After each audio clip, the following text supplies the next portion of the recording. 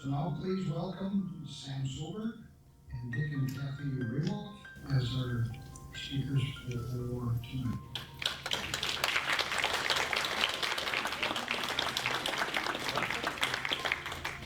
Well, here we are.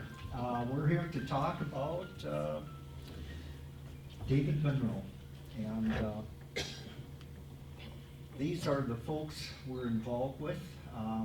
We teamed up with Ashland and Iron counties for this. David Monroe, of course, was from Washburn, Charles Van Black from Ashland, and Chester Hunsinger from Saxon. All right, some acknowledgments, organizations we'd like to recognize. Sorry. Ashland Historical Society, Tori Strochane is the board president. She's right over there. And descendants, we have Elizabeth Preston and Emma, her granddaughter, Emma Kleski, who are descendants of Charles Van Black, the veteran from Ashland. Bayfield County, for historical societies, a big thanks to the Washburn Historical Society, especially Susan McGrath. She has been just a huge help to us. Is there anyone else, Dick? Well, all of them. David has been very supportive as well. David, hey, nice introductions, you know. Iron County. We should have Ken Clement. Here we are. Ken is from Saxon. And going down here, Sons of Union Veterans, well, they'll be up here in August. Kim Heltness is the commander of Old 8 Camp 8, and he will be organizing people from the Fox Valley to come up here for the ceremonies, the dedications. Okay, and local veterans group, Washburn American Legion, Ashland, the United Shawinigan Veterans, and in Iron County, the Saxon American Legion and Vietnam Veterans of America from Hurley. Okay. During the war, we shared hardships and dangers and formed a bond with each other. After the war, the sharp and painful memories receded and more pleasant ones stayed with us. We knew we couldn't go around liberating chickens from Confederate chicken coops anymore. There weren't any pompous officers we could harass and play pranks on. We just wanted some way to swap tales with messmates again, to share a tin of coffee and catch up on things. Organizations called Soldiers and Sailors Leagues were formed in just about every town. The leagues were local groups and had no objection other than getting together and having a picnic once in a while. We started to have some concerns about some of our comrades who were injured in war and weren't being cared for properly when they got back home. There was no means of caring for large numbers of disabled men, and no one knew what to do or whose responsibility it was to do something. We heard about Benjamin Stephenson and some other fellows in Springfield, Illinois, and they had some ideas of this association that was going to preserve our wartime memories and help those in need. They came up from Springfield and met with us in Madison, and they passed along information about a new National Association for Veterans. The association was called Grand Army of the Republic. Why, that name just evoked images of grandeur, of Olympian effort, of mighty victory, of men who were in every sense of the word crusaders to protect and preserve the republic which God's gift to this continent. Membership would be limited to honorably discharged veterans of the Union. Veterans would pay fees to the local post to belong.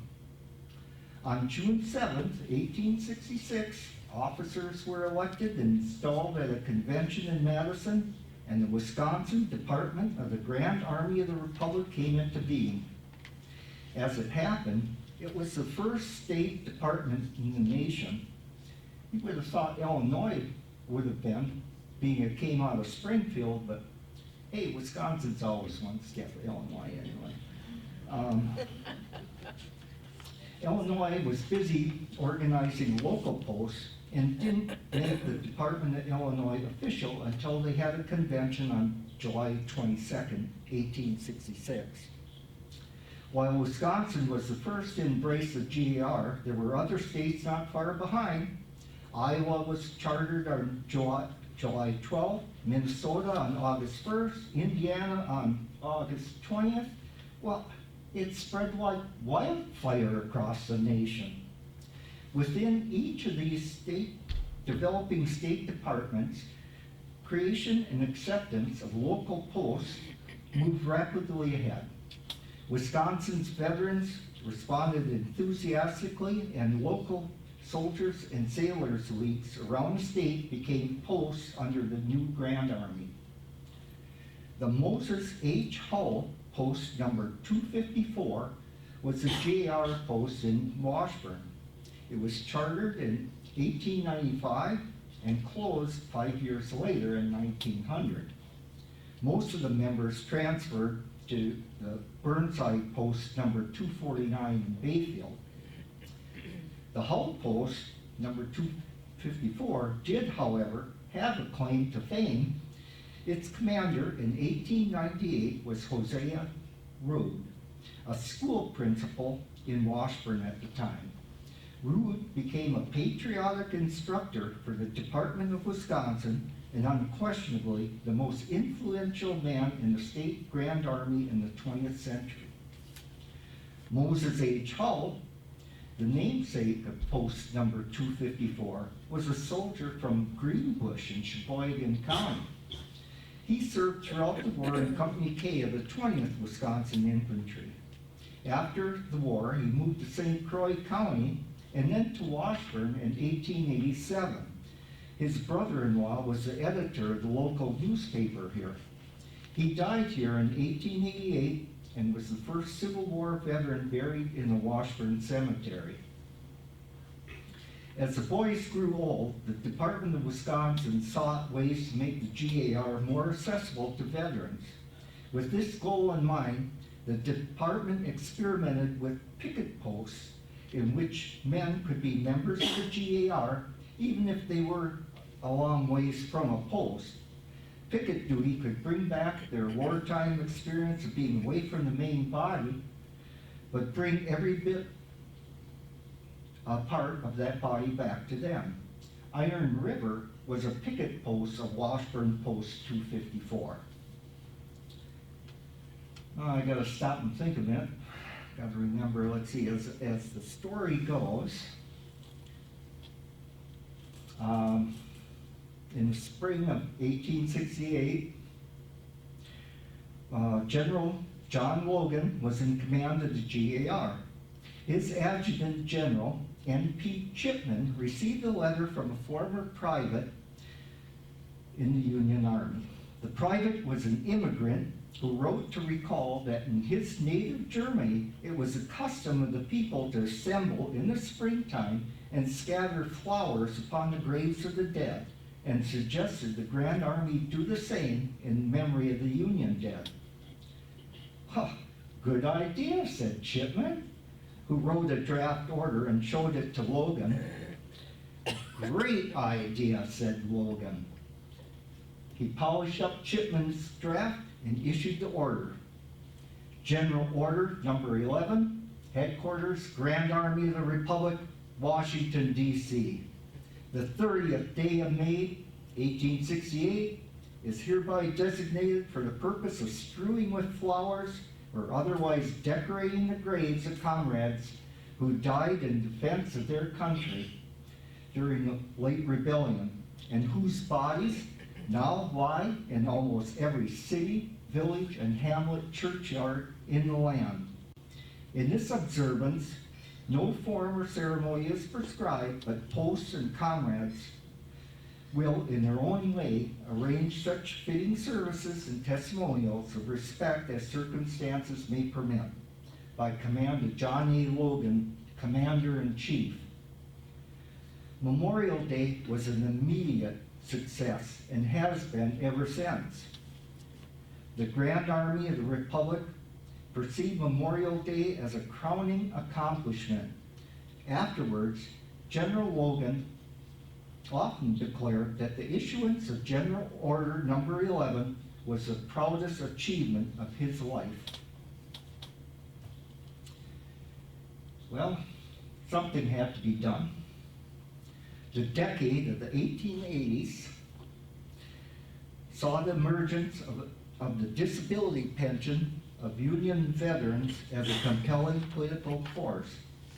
The veterans of 1865 saw pensions being for the war disabled, but by the 1880s, we all believed that we had earned a pension because of our service to the nation. The issue came down to whether to give a pension to veterans on the basis of some disability, however it was acquired, or have a service pension given to every Union veteran who reached age 62. It was pension or the poorhouse for many aging veterans, and their numbers were growing year after year. The GAR in 1888 favored the service pension and reaffirmed this at their national encampment in Milwaukee in 1889. I'm sure you all have heard of General William Tecumseh Sherman, or Uncle Billy. Well, Uncle Billy arrived at this encampment to show support for the pension plan. At his hotel and everywhere the old commander went, Milwaukee people clamored around him to shake his hand. Well, Uncle Billy didn't really get into being in crowds, and for sure he didn't like shaking hands with everybody in crowds. Well, according to the Milwaukee Sentinel, a woman who must have weighed a ton and had the grip of a grizzly rushed up and grabbed his hand and started pumping. Oh, Uncle Billy lost it. He started yelling, "I tell you, I won't shake hands, and when I say I won't, I won't." And he shoved his hands in his pockets. Well, for the rest of the time he was in Milwaukee, every time he went out in the public, he had his hands in his pockets. The pension question kept the GAR out front as the primary organization dedicated to looking after veterans' issues. In 1890, Congress enacted a new dependent pension bill that considered every veteran a dependent based simply upon his age. The Pension Act of 1890 became the largest social benefit program in American history until Franklin Roosevelt's program in the 1930s. The GAR had a sense of charity and reflected a desire to help the needy among the men who shared the burden of battle. The Grand Army began focusing on inaugurating a Soldiers' Home as its roles began to expand. During the 1880s, the Department of Wisconsin was very unhappy with the National Soldiers' Home operated by the federal government in Milwaukee. They concluded that something should and must be done to provide homes for our suffering and homeless comrades. They called upon the state to make provisions for a veteran's home, thereby following the noble example of Illinois, Michigan, and Iowa, who had already done so. A resolution was passed to establish a home under GAR auspices, with a committee being named to oversee the effort, headed by Dr. Frederick Martin. Dr. Martin was the primary planner for the home, and he was a visionary. Up until this time, federal and state homes were established for the ex-soldiers. But Martin believed that the Wisconsin home should accept not just old soldiers, but admit their wives and widows of veterans as well. This was an unprecedented concept. Moreover, thought Martin, the home should be composed of cottages so as to accommodate the husbands and wives in a setting that didn't disrupt the family structure. The GAR was at its height of prestige, and the communities around the state vied to be the site of the home. Wapaka received the honor, and seeing the idyllic location today, it's not hard to understand why. The home sat on 78 acres beside a scenic lake. In addition, a hotel stood on the site along with several cottages. It was perfect. The city of Wapaka and town residents provided additional financial incentives, and the Grand Army's home received generous support from the taxpayers of Wisconsin. In 1889, the legislature appropriated $50,000 for permanent improvements to the home. In exchange for this financial support, the state held the deed to the property, and the GAR kept effective control of it.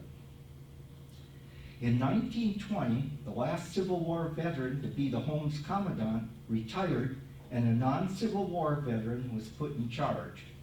The home was open to veterans of all wars, and in 1929, the state legislature decreed that the home at Wapaka be under control of the state adjutant general.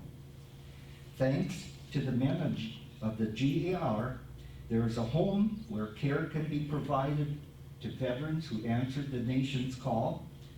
The legacy of the GAR would be there to serve the men and women who have responded to the call of the nation through the 20th century and into the 21st.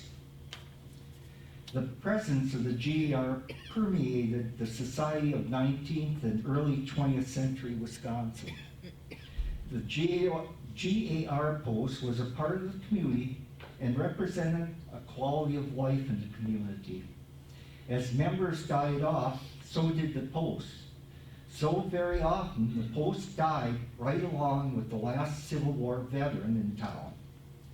The Department of Wisconsin continued its yearly encampments until 1951. By then, it was down to just one member. This is surprising, but that one member then was a state commander.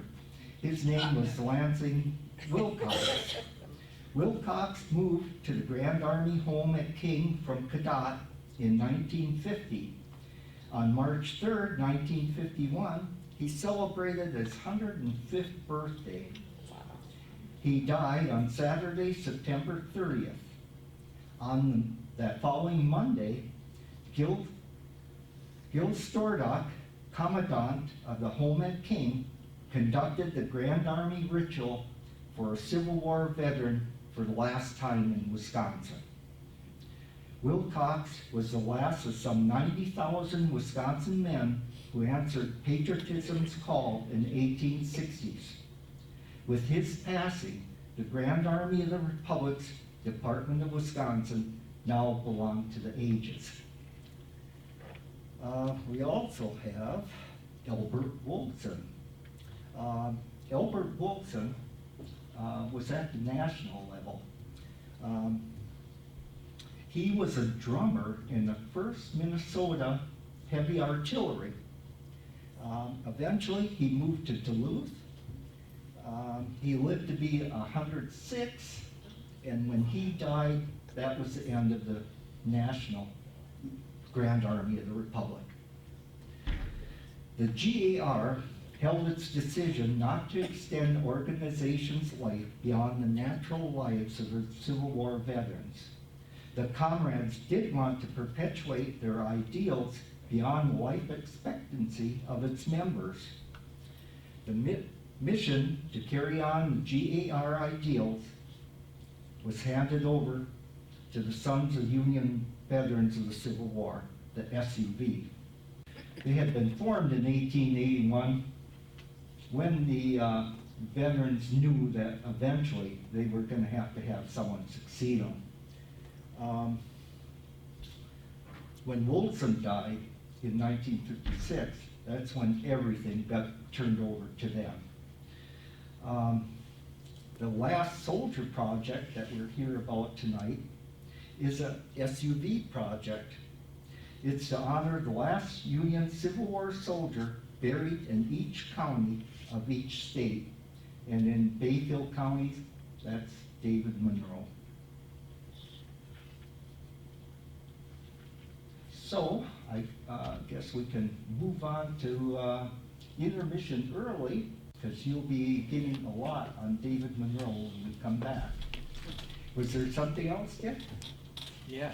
Before we go on intermission, there's some questions you should think about while you're out there conversing with each other. So what we'll find out in the next part of the presentation is all about David Monroe and where he was, what he did, and what the unit he was in represented.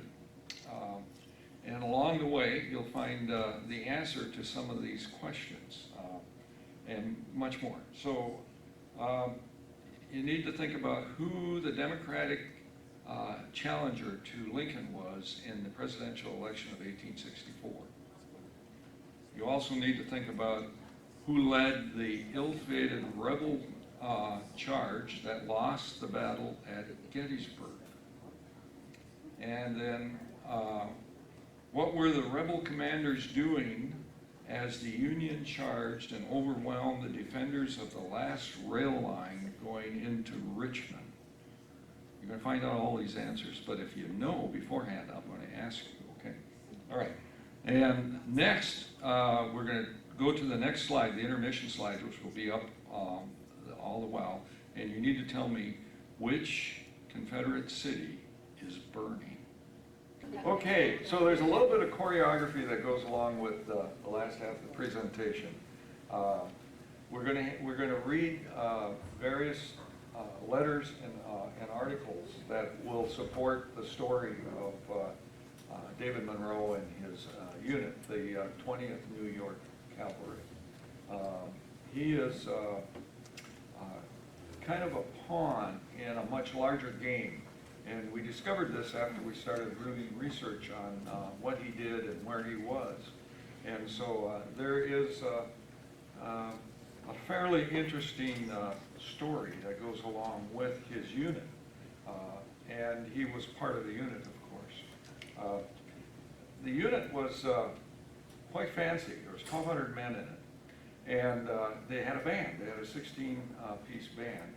And I'll show you the bugle that they used, because all cavalry units had to have a bugle, right? But they even commissioned their own 20th New York Cavalry song. And it was called Mount, Boys, Mount. And had we found this earlier, we would have gotten it to Tom, and he could have tried to play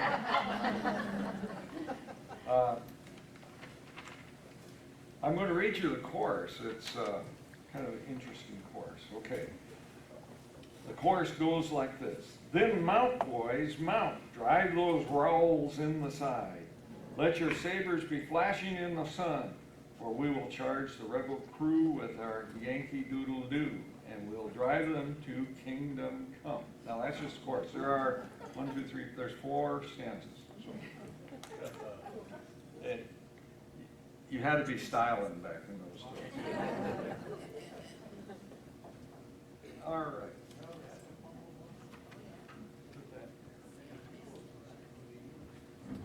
All right, so we kind of begin and end in this location. Anybody you want to take a guess at what city is burning here? Atlanta. I heard Richmond. You're exactly right. If you look on the right-hand side of the picture itself, you'll see kind of a tall colonnaded building there. That was the Confederate capital. So, very good. You're doing all right. Okay, so some of the other questions. Who was the Democratic challenger to Lincoln in 1864? George McClellan, yes. All right, we're going to revisit George. Who led the ill-fated charge at Gettysburg? Pickett. Pickett, right, Confederate. And we revisit Pickett because he becomes key person in the end of the war. And so the third question there has to do with Pickett, because he was that commander. Does anybody know what he was doing when the Union cavalry finally did overwhelm him? No, no, that came afterward. No. Just to show you how the siege was not working all that well, they had imported iced shad, and they were having a shad bake behind a bunch of pine trees. And the pine trees were so dense that they couldn't hear the Union Army and the cavalry coming. And so they were oblivious, and they had forgotten to tell, because the first and the second command of the Confederates were at the bake, they had forgotten to tell the third in command that he was in charge. And the result was Richmond fell. So anyway, and it was all because our David Monroe was there, obviously. Okay, I think we got those done, all right. So just to let you know again, we'll show you this at the end. We are going to do the honors at the graveside for each of these three gentlemen on the 3rd of August. The times will be fine-tuned because it's going to be the same team that goes from cemetery to cemetery to cemetery. So look for further announcements on the exact times. All right, let's start with David. So David A. Monroe is actually a David A. Monroe Jr., and I don't know what the A stands for, could not find that. But his dad was also David A. Monroe. And he was born in Canada, although his dad was a U.S. citizen, and so was his mother. And soon after that he was born, about 5 months, his family picked up and moved to Grindstone Island, which is one of the 1,000 islands in the Gulf, the St. Lawrence River. And of course, the Grindstone Island was just on the other side of the Canadian border and in New York. And the nearest town to Grindstone Island is Clayton, New York. So we will see a lot of references to Clayton because he both left and came back to Clayton during the war. So we have this first travel, and it's kind of a travel log, is about the best way to present this. And we are going to present it in 3 stages. So the first stage is his young years and growing up on Grindstone. We're going to get over that pretty quick because this is about the Civil War. So he actually joined up when he was 16 years old. Pretty young guy. So the first 16 years he spent on Grindstone Island. He was in the second stage is going to be the Civil War, and that's what we're going to talk about the most. But he was in the Civil War in the 20th New York for 2 years, 1 month, and 21 days. And that's going to take up most of the rest of our session here tonight. So the 20th New York started up in mid-Civil War. They were mustered in 1863. And it was a big organization. It was put together just after Lincoln had issued the proclamation that engendered what we know of as the draft. Okay, and so in rural New York, upstate New York, it was pretty well received for a number of reasons. One of them was because General Mcclellan was living in that area, and the other end of the state in New York City, that announcement brought riots, and in fact, they had to bring in militia to put down the riots. So he's mustered in a place called Sackett's Harbor. And when they actually went to federal service and joined an organization, they joined the Army of the James River. So they were stationed out of Norfolk, Virginia, or Portsmouth, Virginia. They're just one across the river from each other. And then he was mustered back out of service on the 31st of July, 1865, and so that's where you get your 2 years, 1 month, and 21 days.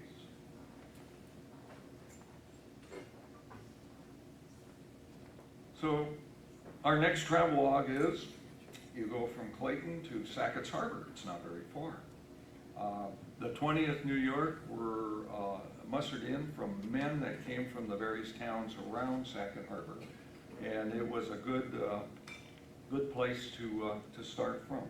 Now the interesting thing is that the entire 20th New York Cavalry was known as Mcclellan's Cavalry. And it's because he pulled them together and trained them. He did this in an interlude between his activities as commander of the armies of the,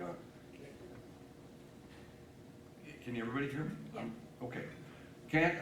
He did this in an interlude between his commandership of the U.S. armies and the Army of the Potomac, and when he started running for the 1864 presidential office. But the standard that the 20th New York carried had his name emblazoned on it. So these two characters are ones we need to talk about. McClellan is on your left, and the commander of the 20th New York is this Colonel Newton Lord. Now, both of them were well acquainted, and Lord was in fact a very close follower of McClellan and a champion. And so both of them ran into political obstacles. Now you got to think of it this way. During the Civil War, no one knew what the right direction really was to cause the war to end, and everybody had a plan. And General McClellan also had a plan. It differed some from what the plan was that Abraham Lincoln had, and it put him at odds. He was a straight states' rights man, and he believed that abolition should happen over a course of time, where you would protect both the rights of the slave and the rights of the owner.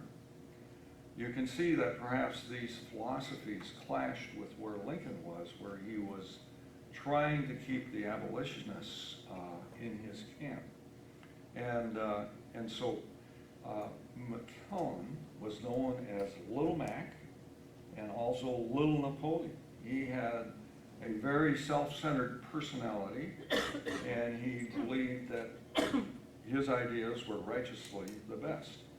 And so that ended up in his dismissal twice from the Union armies. The first from the Army of the Potomac, and then from the overall commander-in-chief of the armies. In both cases, it was because he failed to follow orders and move his troops with dispatch to actually conquer the Confederate armies. The first one was in the Peninsular Campaign, when he stalled and would not move against Richmond, even though he was within 30 miles of it. And the second time was at Antietam, one of the bloodiest battle that we've ever had in a single day, where it was a Union victory, but the Union armies failed to pursue the Confederate forces and pin them against the Potomac and destroy them. Both times he had chances to put down the Confederacy, and he chose not to. And that was looked down upon by Abraham Lincoln. So Colonel Lord was in the midst of this. In the early parts of it, remember, 20th New York was formed in the middle of the Civil War, 1863. At the start of the Civil War, Colonel Lord had raised the 35th New York Infantry, and he went through all those battles, early battles with that infantry as one of Mcclellan's right-hand men. He was a picked person. But after the fall of McClellan, he became under undue political judgment, and he was actually court-martialed for charges that were amplified, let's put it that way. So if any of this sounds like what's going on today, it's because the situations are very much similar. So here's a very short list of the two personalities. So a bright but self-centered, superb organizer who is not necessarily an abolitionist at heart, who believes that the states should be independent, much like the Confederacy it was, and only believes that everybody should be in the Union, and that's why he's fighting. Because he withholds his troops from open battle, the ones under his command, their survival rates are a little bit higher. And so he's appreciated by his troops. In fact, when the first units end their 3-year tenure, they tend to migrate into, in New York, they tend to migrate into new units that are formed as Mcclellan regiments. And the 20th New York was not different than that. The Company M that our David Monroe was in was in fact 15% of its population was the old 35th New York Infantry. So you can see how that goes through. Now, as I said, this Newton B. Lord had a drinking problem, and he was taken advantage of politically, and he actually was court-martialed. He was arrested and court-martialed and drummed out of his leadership role in the 35th New York Infantry. The court-martial papers have 4 charges against him, and then multiple reasons to that supporting evidence for the charges. And drunkenness was very prevalent. In one case, he was so drunk that he drove his horse into a deep ravine and fell off. In another case, he was in town and already drunk, but he got on his horse and he rode it into a bar room and ordered brandy for both him and the horse. It didn't say whether the horse drank the brandy or not, but it did say that he drank the brandy. And the biggest problem with all that was that he pulled out his firearm and shot it off near the horse's head. And so the real crime there was the fact that he had shot his pistol near the horse's head, not the fact that he had rode it in, got the brandy, or fired the gun at all. So you can see these things were elevated. And when he, after he was court-martialed, he was civilian for about less than 6 months, and then he raised the 20th New York. So this all kind of rose questions in our minds when we came across this as to why that could possibly happen. Well, it was because he was a McClellan person. And so McClellan was raising basically his own militia in upstate New York, and then proceeded to make sure that it was put in a safe place where he could use it when he needed it, because he knew the upcoming presidential election was coming, and he knew that he was being urged to even enter into a coup d'etat to take over Washington government. So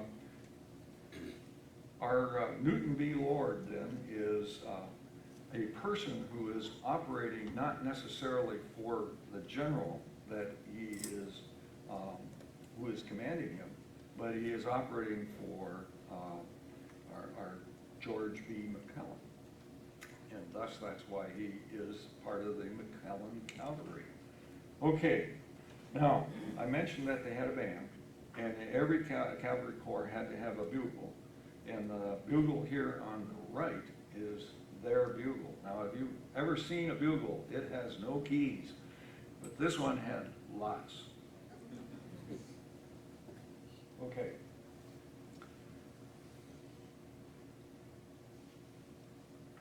So, to get everybody, now we've got kind of a background on what the units were like. And when they went to Yorktown, or not Yorktown, they went to Norfolk, it was kind of a backwater place. They served as garrison for that organization. If you remember,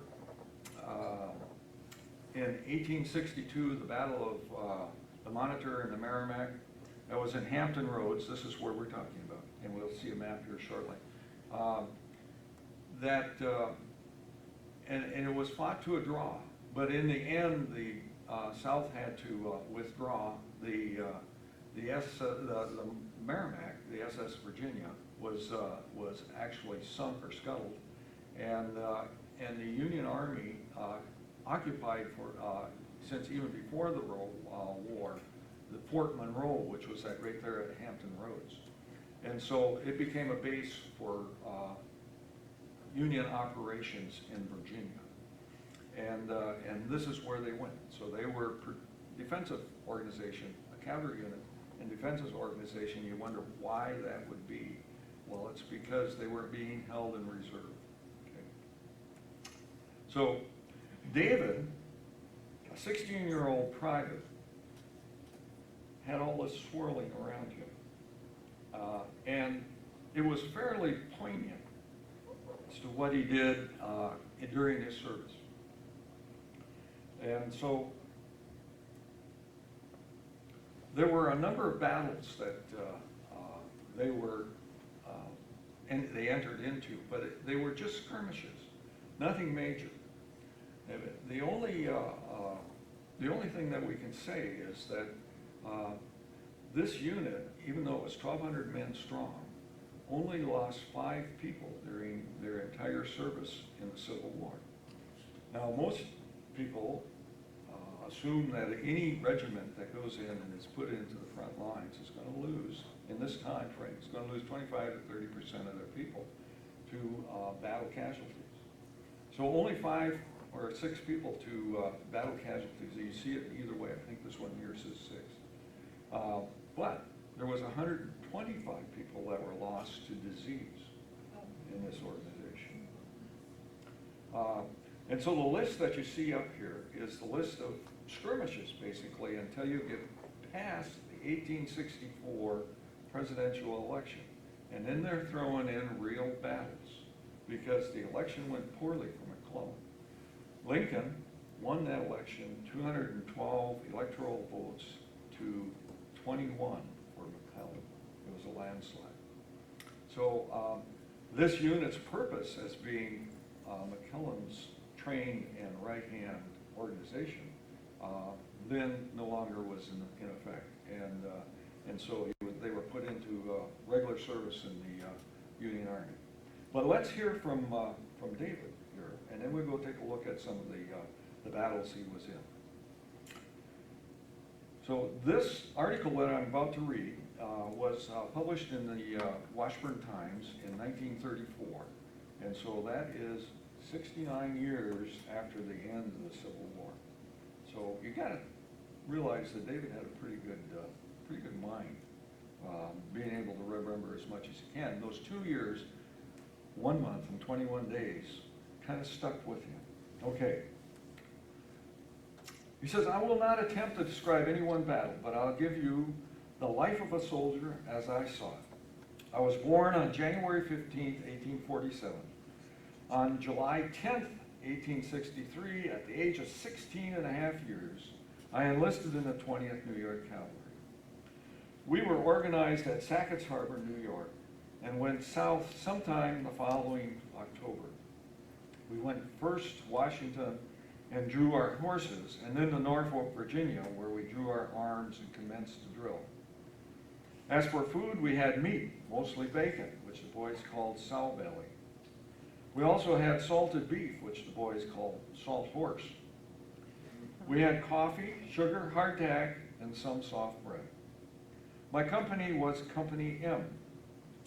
It was detached and sent to Norfolk on December 31st, were sent with other troops up the Elizabeth River to Smithfield. Now, Smithfield is a Confederately held town in Virginia. And it's actually on a branch off the Elizabeth River called the Pagan River. There, on the 2nd of January, we received our baptisms of fire. My company lost 24 men who were taken prisoners and 2 who were wounded. After this, we did headquarters duty for a while, and then were sent to Deep Creek, another skirmish. From there, we went chasing guerrillas through North Carolina. We would start out on a raid with 3 days' rations in a haversack and 3 feeds of grain for our horses. We would be gone for 2 or 3 weeks, and then when our rations were gone, we'd live off the country. Sometimes we had plenty, and other times we were pretty short. In the fall of 1864, we were sent up front and took up positions on the Richmond front.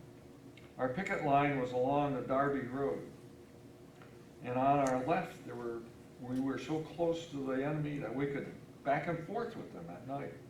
We had to keep out of sight in the daytime. I was on picket duty the night that Lee pulled out of Petersburg, which is 27 miles south of Richmond. I was taken off a picket the next morning and fell in the rear of my company. I did not go back to the camp again, and all my belongings were left behind.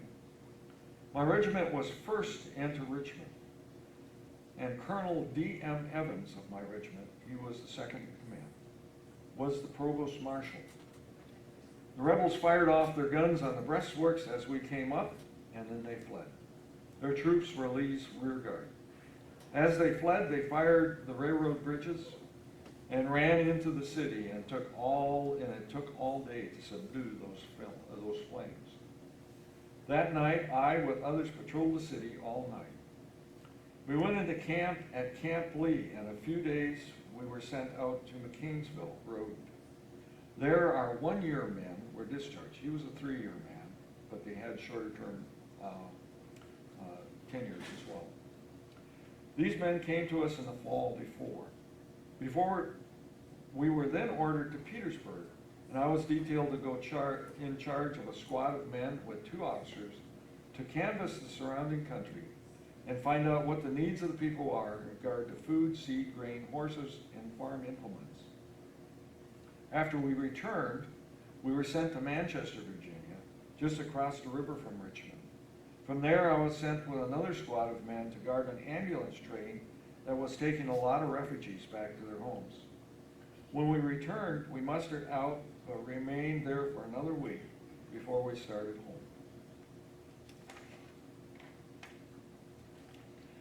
We took a boat at Richmond to City Point, and then another boat to New York.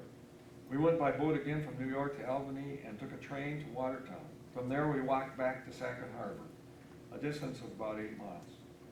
We received discharge and were paid off, then home sweet home.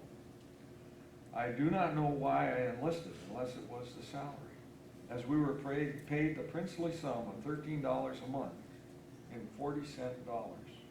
We had shin plasters in those days of 5, 10, and 15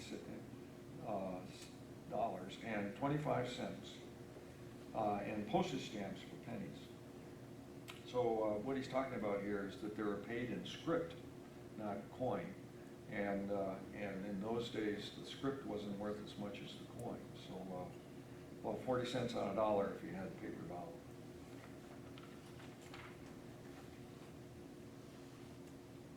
So the starred battles on the right are what we are going to talk about. So the first one that they were in, the one that they got blooded in, was the Battle of Smithfield. They didn't lose any men directly in the battle, but they had 21 men captured officially in the records. David says that they had 24 captured by the rebels. And these captured men went to Andersonville in Georgia. And if everybody knows what Andersonville was, that was the worst prison camp in the Confederacy. A lot of people died. They lost 15 of those men in Andersonville. So that being said, and his unit being the one that was cornered, we're going to talk about what perhaps David's role was in all of that. Okay. So you're up, Sam. Sam's going to read you the report on the Battle of Smithfield. As you can see, Smithfield is not very far from Norfolk. The idea in all this was to deny the agricultural land to the Confederates. They were still growing crops up The Battle of Smithfield, one of many skirmishes in Virginia during the Civil War, took place in the middle of Main Street. Though not a major conflict, it made quite an impact on the inhabitants of Smithfield. Locals were attending church services at Christ Episcopal Church at the corner of Main and Church Streets when the janitor burst in with the news. Everyone hurried for home. A unit of Confederate volunteers rushed to Springfield from Ivor to engage the Union troops. After a small skirmish, the Confederates fell back to the west, and the Union soldiers returned to Smithfield and found their gunboat had not returned. When Monday morning arrived, cold and rainy, the gunboat still hadn't arrived, and the Union soldiers placed their lone cannon at the top of Wharf Hill and waited. Confederate Major Stuyvesant, discovering that the enemy troops were still in town, arrived at the west end of Main Street, set up 2 field pieces. The Union captain was fully prepared to surrender when he saw the gunboat coming up Pagan River. After ordering women and children out of town and into a basement for cover, Major Stuyvesant opened fire straight down Main Street. Firing ensued for 45 minutes until the Union forces scrambled to get aboard the Smith Briggs. Captain Norsworthy, a member of the Confederate Cavalry, pursued the troops and shot at them as they crossed the gangplank. The 12-pound Napoleon then fired from Main Street and shot through the steam chests of the vessel, causing the Smith Briggs to run up the white flag of surrender and drift to the other side of the Pagan River, where it lodged in the mud. The Union soldiers were taken prisoner. Dr. John R. Purdy, local women, took care of the wounded temporarily, and only 1 Confederate soldier's life was lost. Set afire, the Smith Briggs was blown to pieces when the flames hit the ammunition on board. Okay, the Smith Briggs, a Union gunboat. It had 2 32-pound cannons on the bow of the ship. And so it was done in by a 12-pounder, one of Sam's old Napoleons, did the job on it. And at that time, these 100 men had gotten on board the boat, and so when it surrendered, the entire unit was captured as the rebels took over. Because there was such a large group captured, and 24 of them were from the 20th New York, the response back in Norfolk was pretty dramatic. And they sent out patrols everywhere. So how did they know about this? Well, there were some that returned. And our 16-year-old private, David Monroe, we are surmising was one of the prisoners of the 24. And there were 2 wounded Union troopers. And we think that he was given charge of the 2 Union troopers, and he made his way back to Norfolk. what we found that gave us reason to believe this is a 1890 census document. And as everybody knows, the entire census of 1890 was burned in a Commerce Department fire, so that you don't get much access to that. But there were a few supplemental items that actually survived, and our David Monroe was in there. And it is a supplemental that asks about whether you're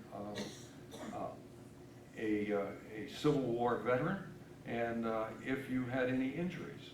And David is in there, and it says paroled prisoner. So we think what happened, that he was the youngest man there, that the rebels didn't want to have time to care for the injured, that they paroled him and gave him charge of those 2 wounded men, and he's the one that brought him back to Norfolk. Interesting as it was, by the time he's 17 years old, he is a corporal, so he was rewarded in some way as well. So the Union response then was to flush the troops out into the field to try to find the 100 men that were captured. They did not find them, but there were several other small skirmishes that came up. And Kathy's going to read you one that is documented by a letter from a Confederate lady, and it is at a town, and I have to look at this one, called Chuckatuck. All right, that's kind of a nice town. But anyway, this is a Confederate view, civilian view of what goings on at Chuckatuck after Smithfield. Your kind letter was received a week or 2 ago, but I have not had an opportunity to reply sooner. Since last I wrote, we have had some exciting times here. On Saturday morning, just before I was dressed, I happened to cast my eye up the road, and lo, a company of Yankee cavalry were in sight, being the first who had been here in several weeks. However, they passed quietly down by the Smithfield road and remained about an hour and a half and then returned to the village. About half an hour later, another company came in sight, which we at once recognized as Confederate, and oh, my heart leaped with joy as I hoped and prayed they would catch the Yankees and give them their just deserts. They advanced to the mill stream, and the enemy's pickets spied them, and such running was never seen in these parts before. Several shots were exchanged, but no one was killed. But we think and we hope some of the Yankees were wounded. One of our soldiers was thrown from his horse, and before the horse could be secured, the Yankees captured him. Some say it was a badly managed affair, others that all could have been captured or wounded, but for the guides who, not knowing the bridge had been moved from the old place. There were about 60 Yankees and 25 of our men. Chuckatuck was wild with excitement. Well, yesterday being Sunday, Nanny Lawrence and myself concluded to ride up to the afternoon to Mr. Tynan's to hear what they had to say about the skirmish, and so about 3 p.m. we started and had just gotten there and had our horse taken from the buggy when we were told the road was full of Yankees. Mrs. Tynan's told us to go upstairs and look out of the windows and to give us some idea of how many were there. When we first reached the village, they had not all passed Mr. Denson's. Oh, my heart was full and almost sunk as we knew not what was before us. They had 5 flags and 2 pieces of artillery besides wagons. One of the wagons contained some gentlemen whom they had taken prisoner, and on one side it was a red flag. They encamped at Mr. Tynan's field and made fire of the palings and the fire rails around the village. Soon after they reached here, they took up the bridge and stationed pickets in every direction. They then planted a piece of artillery on the hill, and no one was allowed to leave the premises. So you see, we were cooped up for we knew not how long, but we were afraid they had come to stay. Oh, but thanks to Providence, this was not so. About 9 p.m., an officer rode up to Mr. Tynan's door and asked if anyone was sick. The colonel had seen a great many lights passing about the house. The reply was no, but that it was a large family and there were guests. He said he had orders that every light in the house must be immediately extinguished. Of course, it was done, and Mr. Tynan said we should all go upstairs and watch and pray. Well, I replied, I reckon he would watch and his wife would pray. We did not sleep, although everything was quiet except the tramp of the horses and the rattling of the sabers of the guards. They did not steal as much as we expected, though they went in Mr. Tynan's hen house and stole the eggs from under the setting hens and sucked them raw. I have never had such indignant feelings towards them as I had yesterday when they came in flaunting their flag and looking as if the very earth belonged to them, the flag that we once loved, now used by the invaders of our beloved land. They were stolen from the Negroes, and Aunt Parthenia's at Mr. Mater's was robbed of a good deal. Some say there were 1,000 and others 700 to 800. Of course, we don't know exactly, but I can tell you enough to raise ill feelings towards them in our hearts. Long will I remember the look of Colonel Dodge and his first New York mounted riflemen, or should I have said, mounted rogues. Well, you can see what we're up against. I mean, animosity has just grown. People who would be ambivalent in normal conditions are now deadly opposed and have, memories of bad things happening around them. And this happens all across the South, and it was not going to get better. So General Mcclellan, who did not divest himself of his rank during his run for presidency, needed a pollster who could go out and gauge the feelings of the people in the South. I mean, you just couldn't call them up in those days and ask them. And so that ended up being Colonel Lord.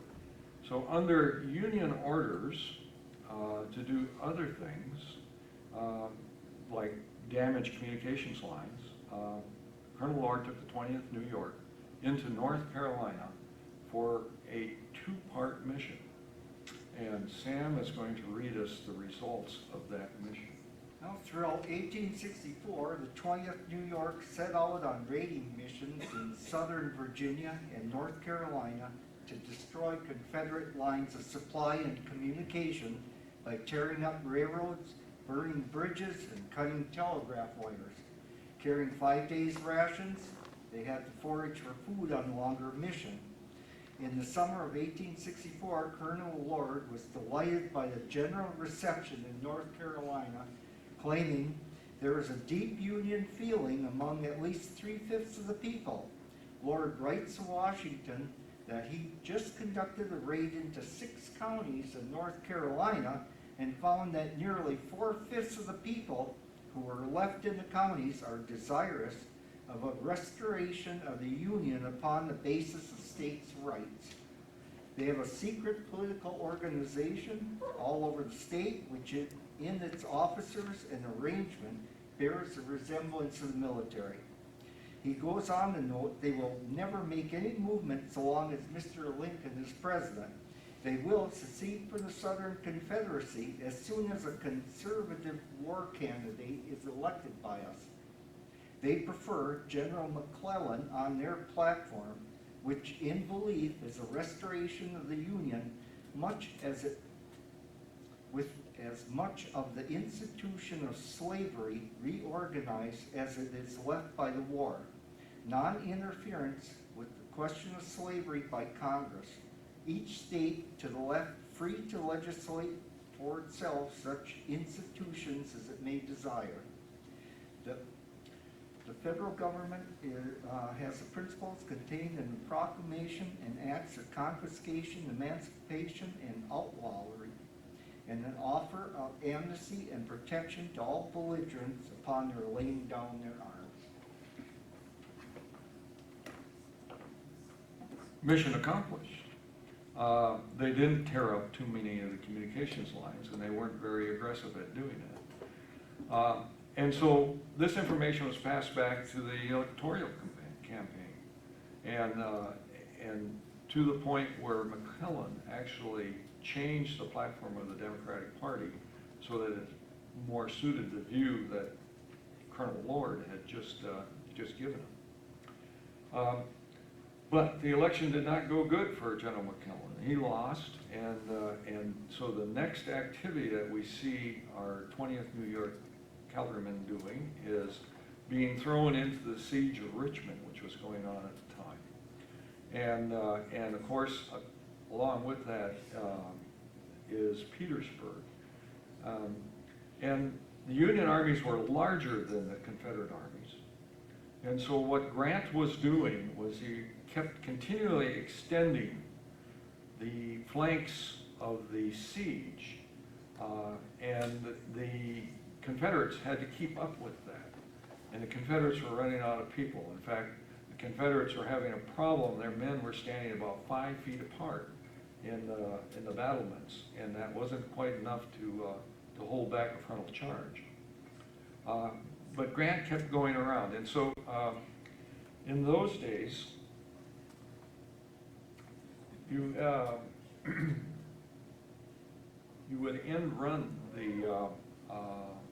the static forces with your cavalry, and so that's exactly where the 20th New York found themselves. They found them as part of the Sheridan Army, and they were headed to cut the last of the rail lines into Richmond. And so this is a map of those final battles. It's called the Battle of Five Forks.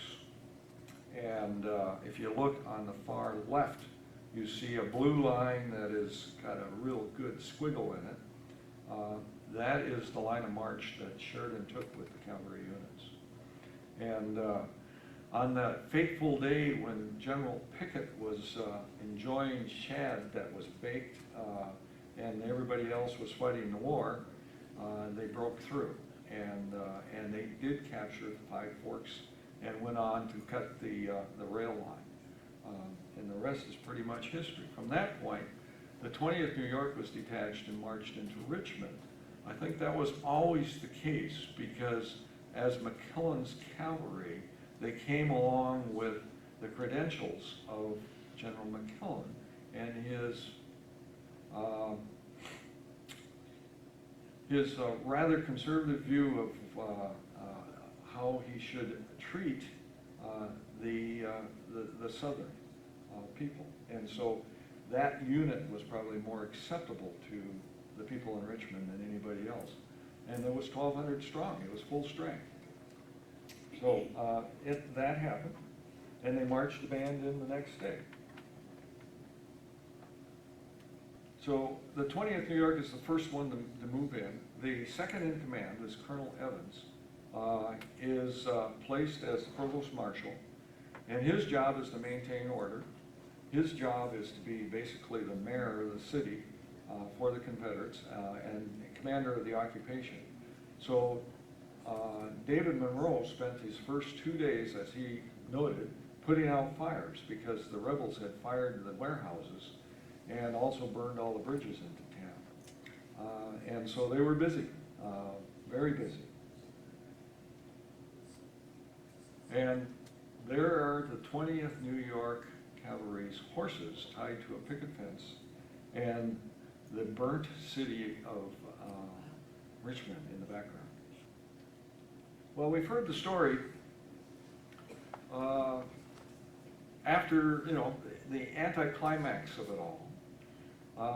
Appomattox happened on the 9th, the last battle in the eastern U.S. happened on the 9th of April in 1865. And then on the 12th of April, the surrender was signed by Lee and Grant. On the 12th of September, Colonel Lord was at Appomattox. So he was not appointed Provost Marshal in Richmond. His second command was. And he and a detachment of his unit were in Appomattox. We do not know whether David Moore was in Appomattox or not, because the unit was split at that time. They did get back together, as David quoted in his own testimony. And shortly thereafter, a lot of the men, the one-year men, were mustered out, sent home, and then the remains of the unit, the three-year men, were mustered out a few weeks later. They had a lot of duties. The provost marshal was the guy that would sign the parole papers for any of the rebel soldiers that would turn themselves in. And if they had the parole paper, they were good. If they didn't have the parole paper, they could be arrested. And so there was a lot of parole papers. There's quite a number of documents, letters from Colonel Evans, and one of them, interestingly enough, says, can you send me some more blanks, parole blanks, because I'm running out. He's got more people than he can get paroled, and they're lining up in Richmond. So we move into part 3. So David goes back to Clayton, New York. He doesn't stay there. He's been through a lot, and so he gets on a ship in the Great Lakes, and he sails the Great Lakes for a year. And after a year, he decides he has enough of that, and he goes to Saginaw, Michigan. That's where the boat docked, and he gets off, and he becomes a lumberman. He starts working in lumber camps and in sawmills. As it turns out, one of the reasons they promoted him to corporal was that he had some leadership ability. And so in these 38 odd years in Michigan, he would actually run the lumber camps and work as a foreman in the sawmills. So he had some capability with respect to leadership. He knew how to handle people. And that all came out of the Army. He had 3 wives. So he's not a stranger to tragedy, because his 2 earlier wives died quite quickly. The first one was Eliza Gaines. We do not know how she died, but she died 4 years after they were married. They had 2 children, though, in the interim. And those 2 children grew to be adults and stayed with David as he moved around the country. After she died, he married this Mary Van Dusen and spent quite a while with her, but she also died in 1900. And I had her death certificate, and she died of la grippe. Does anybody know what that is?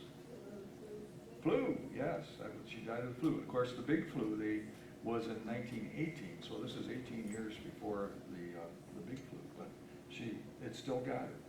They had 2 children. Both of those, they were both boys, and both of those children died, did not grow to adulthood. But Mary came with a stepchild, and that was a young girl, and she also was raised by David, and she stayed with him as well. So when David's second wife died in 1900, he kind of turned sour on Michigan. For whatever reason, we don't know. And what the attraction was to come to Washburn, Wisconsin, we don't know. But he did. And when he came, he worked for John A. Jacobs, which was one of the sawmills here. He was also a member of the crew that built, ran, and mishandled the Battle Axe Railroad. And in fact, when David came to Washburn in 1903, John Jacobs was under federal indictment for contempt of court for not having torn up that railway and put it away. But it was a conflict between federal jurisdiction and Wisconsin jurisdiction. And the Wisconsin Railroad Commission was at a complete loss because they had only built railroads up until this point in time and had never torn one up. They couldn't decommission it. They had no procedure to do that. And so these guys were caught in the middle. But anyway, he had lots of company. So all the famous lumber barons and and sawmill operators in Washburn, Bayfield, and Ashland were in the same boat, in the same contempt pile. So he had to put up with that. And what he did is he was a timber cruiser. He was getting on his years. And he also looked at real estate. John Jacobs was not a very good timberman. And he wanted to saw cedar. He thought he could do that and make money at it. He was wrong. And so instead of making shingles, he went bankrupt. But he did pretty well in the real estate business. And David would stay with it. In one of the censuses, it says that he was a landlooker as his occupation. So I would think that would be real estate versus timber cruising. He retired in 1918, and of course we all have heard before that he died in 1945. We have a few pictures of him from his time in Michigan, a lot of years. We have this one photograph, and it's of his family there. The lady on the seated on the far left is his wife Mary, and the fellow on the small child on the far right is the first child that they had together. The second one wasn't born yet, but this fellow, who was called Bertie as a nickname, died not too long after this photograph was taken. Standing behind them is a young lady, and she is the stepdaughter. And then the young man standing beside her on the right is Frank, a boy that he had with his first wife. And Frank would come to live with him in Washburn. He's also buried up in Woodlawn Cemetery. So during his time in Washburn, David did a lot of things. On the municipal side, he was supervisor. He was also part of the city council. He lived in Slaptown, at 801 Bayfield Street, which is, of course, Highway 13 and County C, right there on the corner. The building is still there, if you want to go look at it, although it's not numbered 801 anymore. It's 803 for whatever reason. If you look at him right behind him standing with his sickle, there is a doorway, and that doorway is still there. He didn't have any steps going through it. I don't understand how he got into the house, but there is steps there now. So David is buried up in Woodlawn Cemetery. There's a little bit, for those of you who have been up there, there's a little bit of a military section there with a number of tombstones, and he is way far to the right here in the first picture, where the flag is, and his tombstone is not standing quite straight. It crossed our minds that we should straighten this before the ceremony comes up, but we didn't think the sexton would really like us to go out there with a shovel, so we got to do a little coordination before they think we're digging something up, and then we'll get it. But it's kind of a nice little isolated spot there. So I think I would like to read one last thing, and this is a shortened version of his obit. He actually had quite a long and extensive obituary, and would be here till midnight if I read it. So one of the papers actually condensed it a little bit, and this is it. David Monroe was born on January 15th, 1857, near Ottawa, Canada, the son of David and Hannah LaFleur Monroe. When he was 6 years old, the family moved to Clayton, New York, where he grew up, and on July 10th, 1863, when he was 16 years old, he enlisted in Company M of the 20th New York Cavalry Regiment. The company first saw action against the Confederate forces in early January 1864. Occasional encounters at various locations thereafter, then participated in the siege of Richmond until the war ended. On July 31, 1865, he was discharged and spent the following 43 years in Michigan, working in the woods in the winter and the sawmills in the summer, and occasionally sailing on the Great Lakes. In 1871, he married Eliza Gaines of Harrisville, Michigan. She died 4 years later. In 1903, he moved to Washburn and was employed for many years as a timber cruiser. He served in the city council, the Bayfield County Board of Supervisors, and was a member of the Masonic Fraternal Lodge. On January 15, 1905, he married Elizabeth Thompson, a widow in Washburn. She died in January of 1943, so only 2 years before he. As the only surviving Civil War veteran in Washburn, he became a local celebrity as he grew older, with elaborate birthday parties in his honor. On his 98th birthday, in January of 1945, the Times describes him as still mentally alert and as strong and vigorous in body as many men 20 years younger. A large birthday dinner was held, presided over by the aged veteran. It was to be his last birthday celebration, for he died a few weeks later on 8 March, 1945.